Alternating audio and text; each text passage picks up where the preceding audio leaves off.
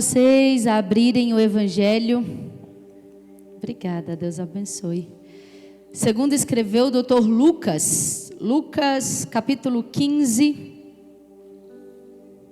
Glória a Deus.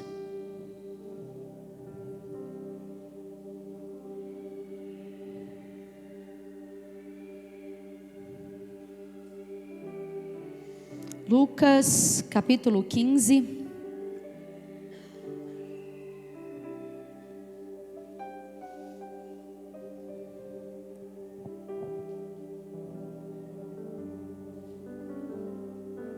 Versículo 8, que nós vamos ler, e somente o versículo 8. Lucas 15, 8. Ou, qual a mulher que, tendo 10 dracmas, se perder uma dracma, não acende a candeia e varre a casa, fala comigo, casa, e busca com diligência até achar. Amém? Podem se assentar. Pai, eu rendo ao Senhor graças, porque eu sei que o Senhor é bom e continua sendo o mesmo. E conforme já foi dito aqui, por mais uma vez eu peço ao Senhor que de fato eu venha me diminuir para que o Senhor cresça e que muito mais do que a minha voz, que a igreja ouça hoje aquilo que o Espírito Santo tem a nos dizer nessa noite. Eu agradeço ao Senhor pela oportunidade e peço ao Senhor, Pai, cumpra aqui em nós tudo aquilo que for da Tua vontade. Assim eu oro em nome de Jesus. Amém. Nós vamos ver em Lucas, no capítulo 15, duas parábolas que vai falar sobre algo que está perdido e então é achado. E eu quero usar aqui o exemplo da dracma, de uma mulher que naquela época, muito diferente, né, dos tempos atuais.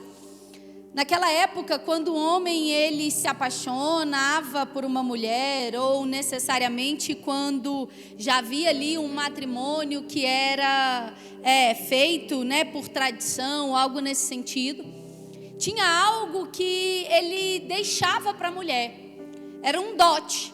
Ele já deixava um dote para aquela mulher reservado, e dentre esse dote, segundo a tradição judaica, uma das coisas que esse homem, né, que então passa ali a se tornar um noivo, ele vai deixar com uma mulher um colar, muito semelhante à intenção do que nós usamos como aliança.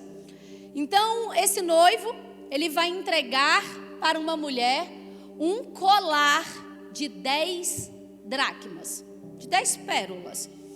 E esse colar ele vinha para justamente representar e dar significado àquela mulher. Então, para quem via de longe aquela mulher passando, olhava para ela e dizia: aquela mulher tem um noivo. Quem olhava para ela ao passar, quem via ela de longe sabia: vem um noivo buscar ela.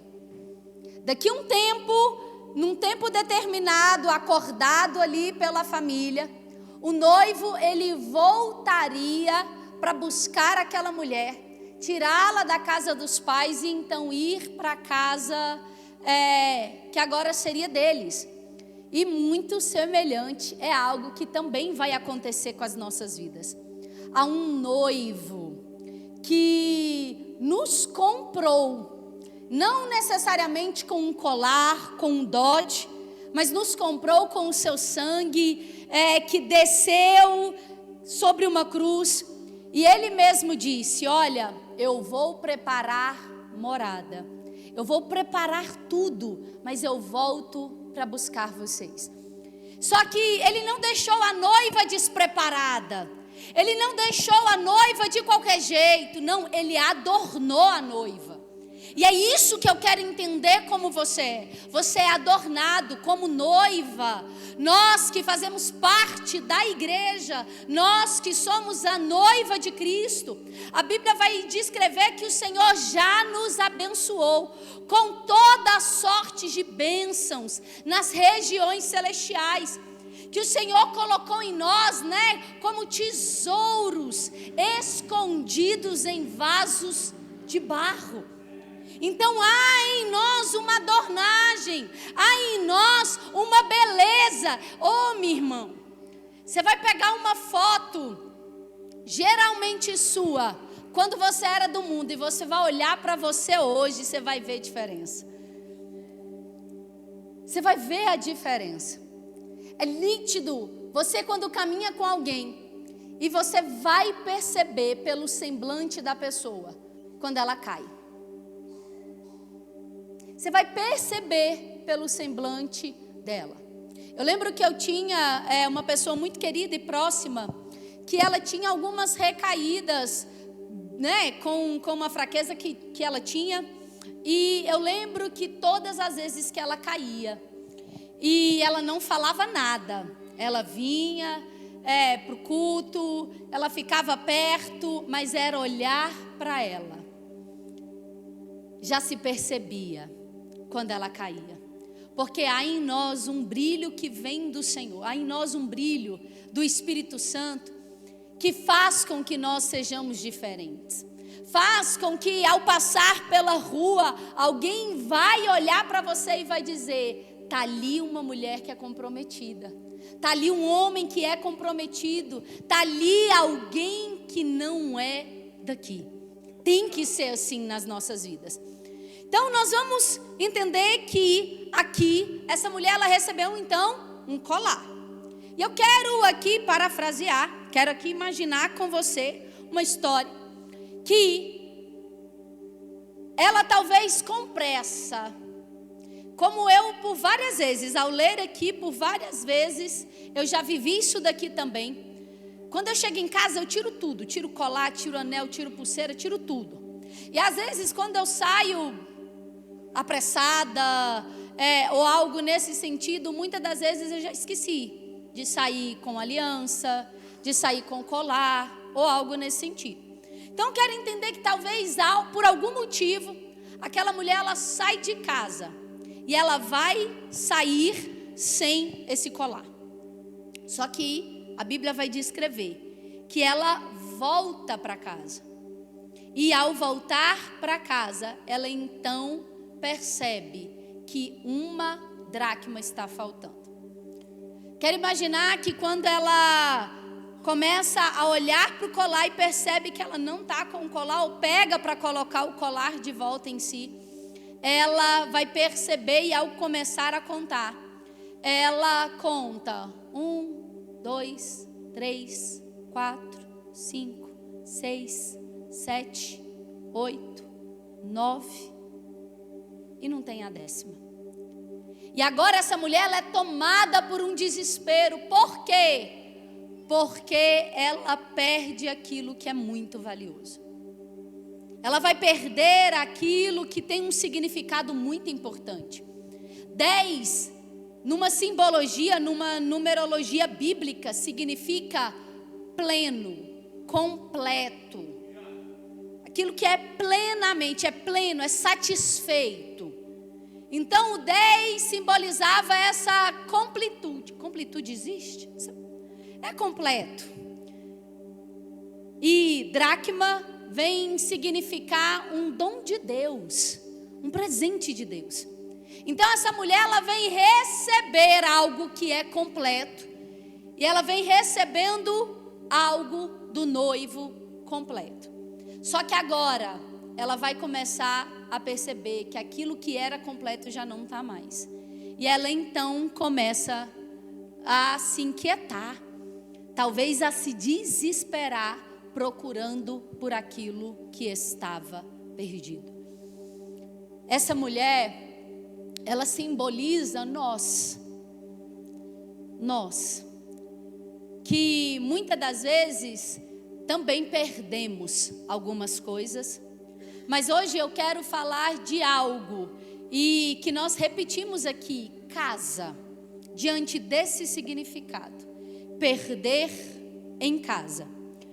E a casa, ela também traz uma simbologia. Paulo vai falar que nós somos essa ornamentação, casa, a ornamentação que manifesta a glória de Deus. Dracma significa aquilo que o Senhor entregou para nós, os nossos dons, os talentos, significa tudo aquilo que o Senhor depositou em nós, a nossa personalidade, aquilo que define quem nós somos. O noivo significa Jesus e ele vai voltar.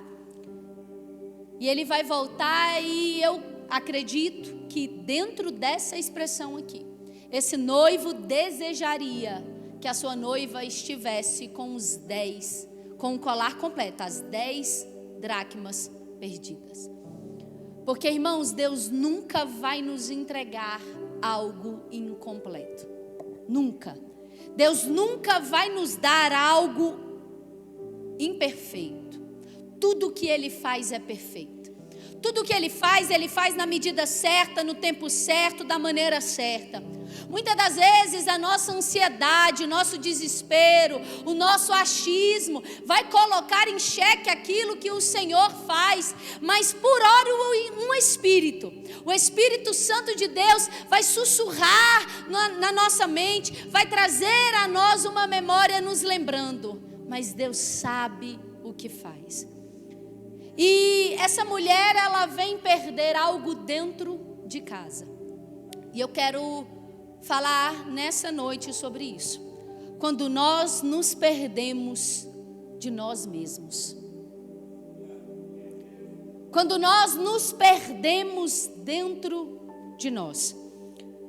Quando nós acabamos, devido a algumas coisas, a algumas vivências, alguns traumas, algumas experiências, nós podemos nos perder de nós mesmos. E talvez o diabo começou a sussurrar no teu ouvido dizendo: não tem mais como, não dá mais para você voltar a ser aquele homem. Não dá mais para você voltar a ser aquele pai carinhoso como você era. Não dá mais para você voltar a ser aquela mulher que era antes. Porque olha o que você fez, olha como que está a sua vida. Não dá mais para voltar a ser daquele jeito. Mas o Senhor me trouxe aqui nessa noite para dizer que está mais perto do que você imagina. Que aquilo que foi perdido, não foi perdido no mundo, não foi perdido fora, não, está mais perto do que você imagina, está dentro de você. Você pode achar que não, mas está dentro de você. Paulo vai falar com Timóteo, e nessa carta que ele escreve para Timóteo, ele vai falar para Timóteo: Timóteo, desperte o dom que há dentro de você. Timóteo, desperte aquilo que existe dentro de você. Existe uma identidade que Deus te deu. E que, indiferente do que você viveu, irmãos, indiferente das experiências que você teve, indiferente de como foi o seu ano até aqui, indiferente do que você viveu e do que te trouxe até aqui, eu quero te dizer que há uma identidade dentro de você, que talvez ela possa estar adormecida, talvez há talentos que possam estar enterrados, mas aquilo que Deus deu a cada um de nós, o diabo não pode roubar, o diabo não pode destruir a identidade que Deus te deu. Ele vai tentar o quê? Deturpar. Ele vai tentar mentir para você. Ele vai tentar dizer para você: mas você não é, você não merece. Ele vai tentar tentar te enganar, ele vai tentar deturpar, dizer que você é aquilo que Deus diz que você não é. Uma coisa que o diabo é especialista, que ele é pai, é da mentira. Uma coisa que ele faz de forma excelente é mentir. Como ninguém, ele é o pai da mentira.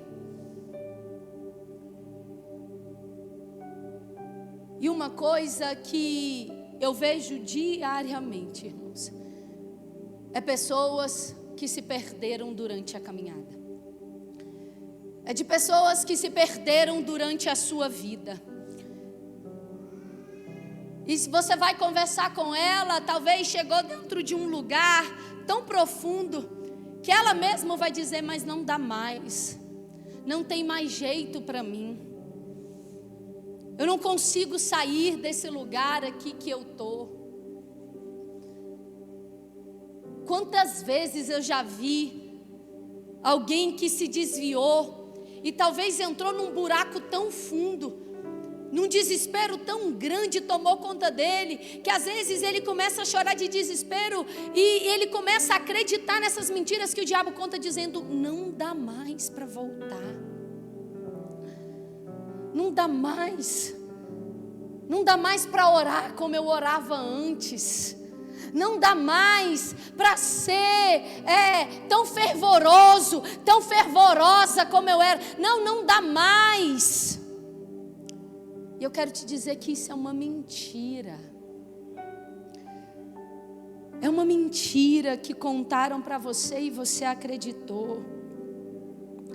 O diabo quer colocar na sua cabeça que não dá mais. Mas eu quero declarar sobre você, hoje é o dia que você vai despertar. Hoje é o dia que você vai se levantar, não para ser alguém que você admira, não para ser alguém que você olha e fala, nossa, eu quero ser igual àquela pessoa, por mais incrível que ele, que ela possa ser, não, mas para ser quem Deus te criou para ser exatamente, para falar do jeito que Deus deu para você falar. Eu tenho uma paciente, eu atendi ela essa semana. Ela fez aniversário esse mês. E conversando com ela, gente, uma pregadora muito conhecida. E de um testemunho assim, impactante. E eu vi ela chorando. Ela falou, Carol, é a pior data para mim do ano, é o meu aniversário. Eu não vejo motivo para comemorar. É tristeza. Não sei o que é. Eu vejo o tempo passando e parece que eu não saio do lugar. Parece que não cheguei aonde eu tinha que chegar. E aí ela foi falando e chorando. Eu olhando para aquela mulher, eu falei, na minha cabeça, eu falei, Senhor, e agora? E agora? Espírito Santo de Deus, como eu quebro esse sofisma na mente dela. E aí eu comecei e eu me lembrei, eu falei, lá em Apocalipse, quando Jesus vai se revelar para as igrejas da Ásia, ele vai pedir para João escrever 7 cartas a 7 igrejas. E para cada igreja ele vai se revelar de uma forma diferente.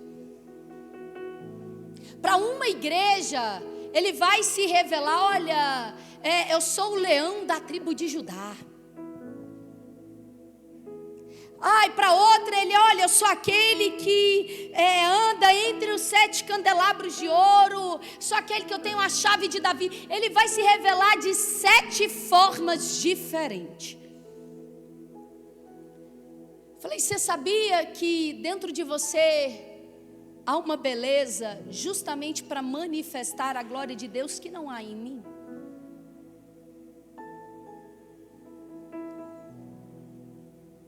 O jeito que você fala, você não tem que mudar. assim que Deus te quer.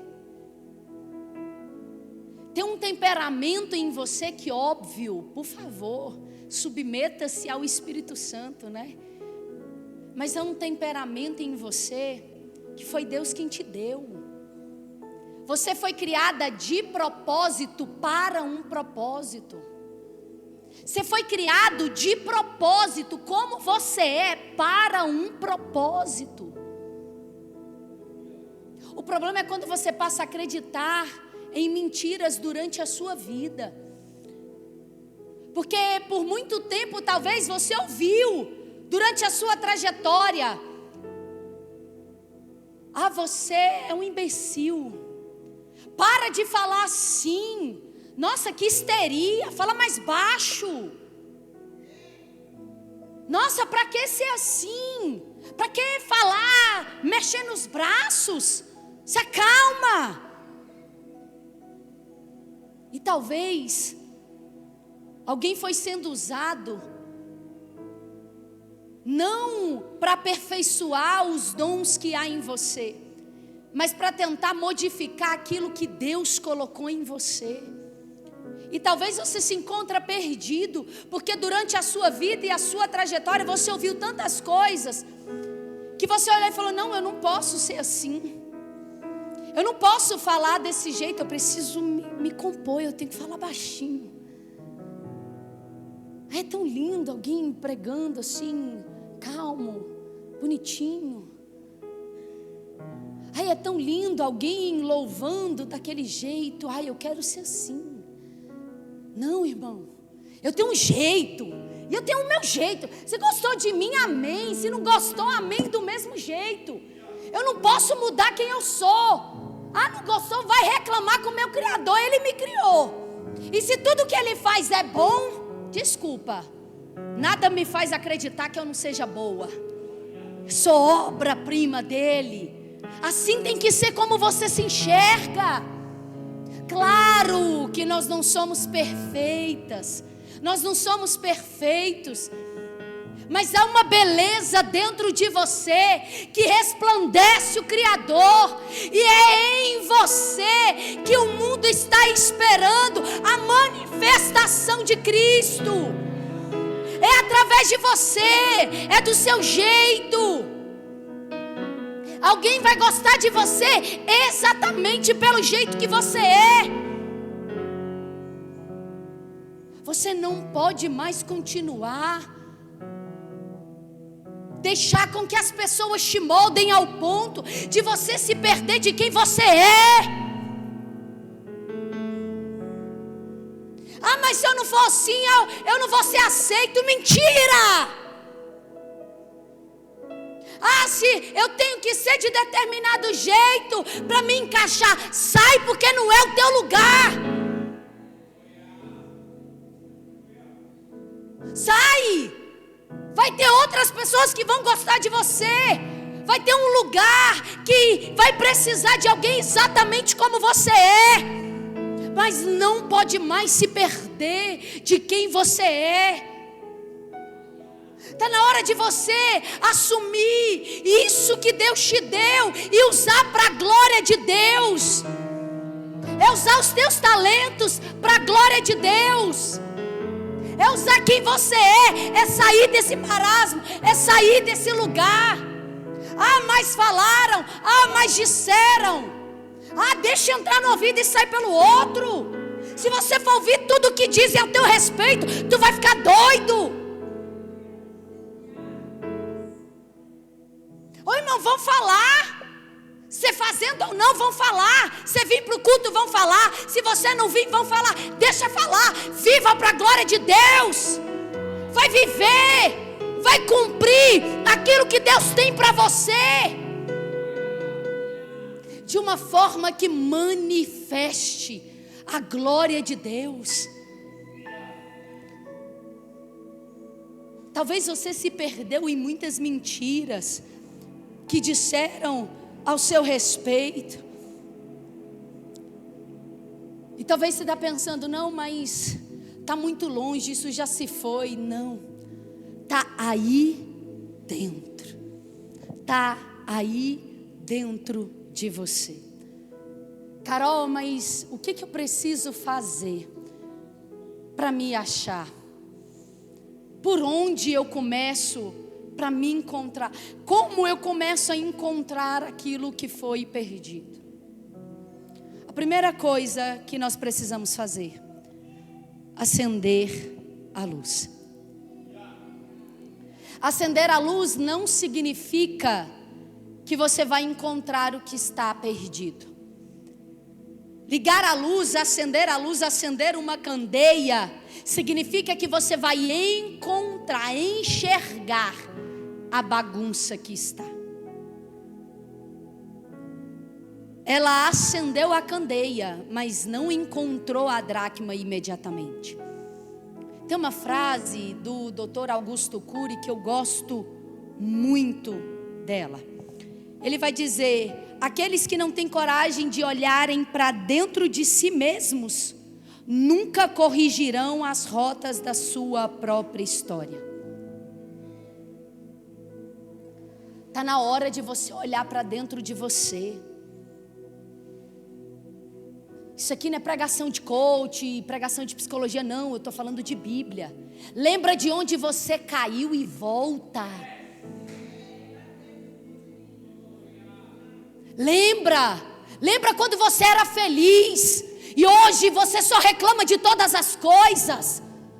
Antes você chegava, acordava e dava glória a Deus, entregava o teu dia. Hoje você já acorda murmurando. Olha para dentro de si, vê aonde você se perdeu. Porque essa mulher está aí dentro, esse homem está aí dentro. Olha para dentro de si mesmo. Espera aí, aonde é que eu me perdi?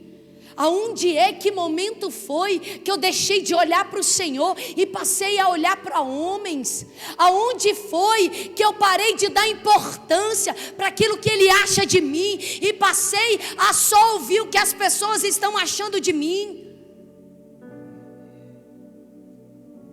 Olha para dentro de si, se perceba onde começou.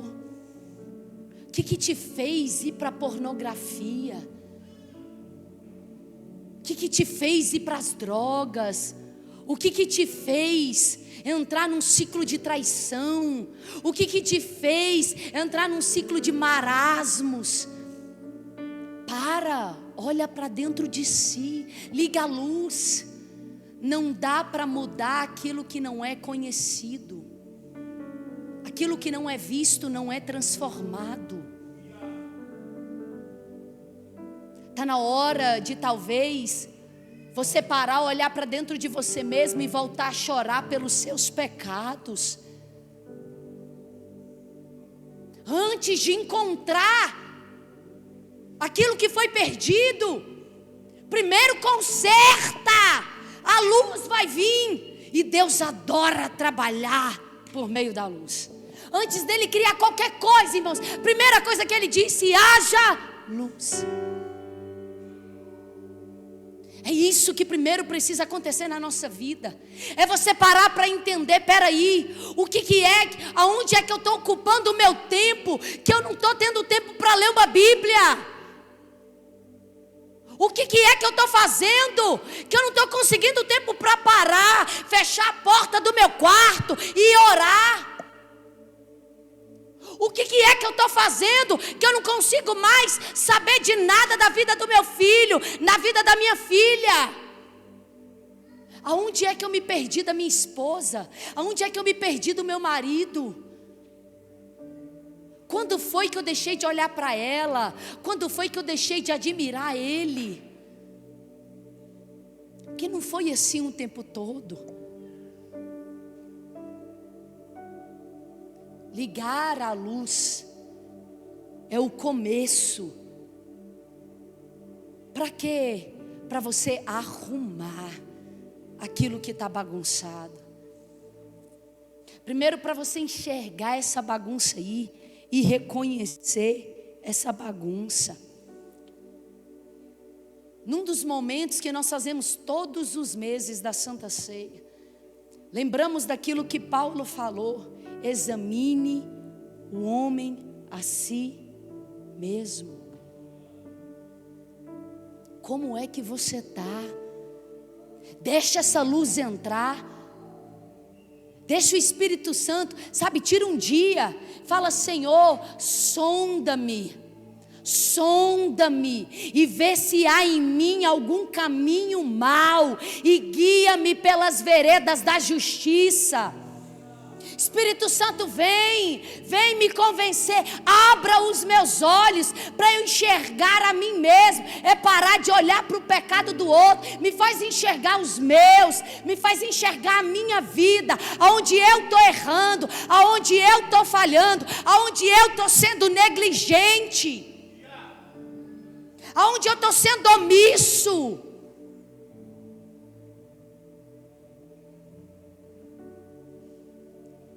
Ser provedor não é só trazer dinheiro para dentro de casa, não. Ser sacerdote não é só trabalhar, chegar em casa porque trouxe comida, achar que fez tudo. Olha para quem está dentro da sua casa. Volta a olhar para sua esposa. Volta a olhar para os seus filhos. Volta a admirar o seu marido. Sou casada há 13 anos, irmãos. Eu sei que nem todo dia. Não estou casada por causa do amor, porque nem todo dia eu amei meu marido. Teve dia que a raiva foi muito maior. Teve dia que a raiva tomou conta de mim. Eu falei: Senhor, me segura.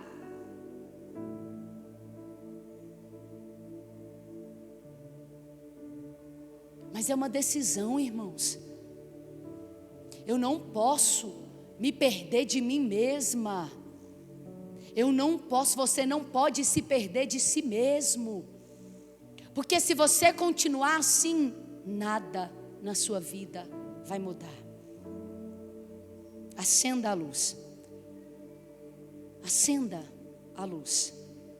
Começa.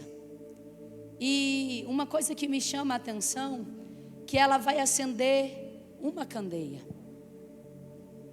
Gente, com certeza na casa tinha mais do que uma candeia, mas ela acende a candeia, uma só. Sabe por quê? Porque nenhuma mudança começa drasticamente. Eu ensino muito aos meus pacientes a revolução do pouquinho. A sua vida não muda quando você muda totalmente os seus comportamentos. A sua vida passa a mudar quando você começa a fazer um pouquinho. Faz um pouquinho, um pouquinho, um pouquinho. Faz um pouquinho hoje. Amanhã faz mais um pouquinho. Depois faz mais um pouquinho. Eu vou dizendo, vamos dar um passinho de formiguinha. Dá um passinho de formiguinha. Daqui a um tempo você vai olhar para trás, você vai ver que você caminhou demais. A revolução do pouquinho. Vai fazendo de pouquinho em pouquinho até você perceber que muita coisa aconteceu. Só que você não pode parar aí. É só o começo. E depois, uma vez que você reacende essa candeia, você vai ter que começar a varrer a casa. Ela não achou aquilo que estava perdido quando ela acendeu a luz. Ela achou aquilo que estava perdido quando ela começou a tirar o pó. O pó aqui também pode simbolizar tudo aquilo que é ruim, tudo aquilo que é sujo. Uma vez que você percebeu que está errado e aonde você se perdeu, você precisa agir. Você precisa se levantar e fazer. Não adianta o Senhor mostrar onde está errado e você ficar parado. É você quem precisa se levantar, pegar uma vassoura e começar a varrer a sua casa, a tirar, a colocar para fora aquilo que já não deveria estar mais dentro da nossa casa, dentro de nós.